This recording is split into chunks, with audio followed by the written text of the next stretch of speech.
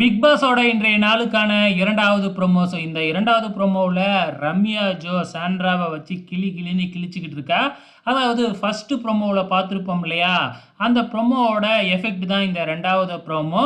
இப்ப சாண்ட்ரா என்னை பத்தி இந்த பாத்ரூம்ல இருந்துகிட்டு என்னெல்லாம் பேசியிருக்கா, இதெல்லாம் சொல்லி பாம்புன்னுலாம் என்னைய பேசிட்டு, நான் எலிமினேட் ஆகுறப்ப என்னைய கட்டி புடிச்சு அழுது, அப்படியே பயங்கரமா சீன போட்டிருப்பா. அவ தான் என்னைய பாம்புன்னு சொல்லி நாமினேட் பண்ணிட்டு, இப்ப எவிக்ஷன் ஆகுறப்ப மட்டும் கட்டி பிடிச்சு எதுக்கு அழுவணும்? அவ்வளவும் நடிப்பு அப்படிங்கிற மாதிரி ரம்யா சொல்லிட்டாங்க இல்லையா? இப்ப ரம்யாவ தனியா அழைச்சிட்டு போய் சாண்ட்ரா பேச, ரம்யா சும்மா இருப்பாங்களா? சாண்ட்ராவ வச்சு செய்ன்னு செஞ்சு விட்டுர்றாங்க. ஆமா, நீ தானே என்னைய பாம்புன்னு சொன்ன. அப்ப அந்த வாரம் தானே நான் எலிமினேட் ஆனேன். அப்ப மட்டும் எதுக்கு என்னைய வந்து கட்டி பிடிச்சுக்கிட்டு அழுத? அப்ப அது நடிப்பா?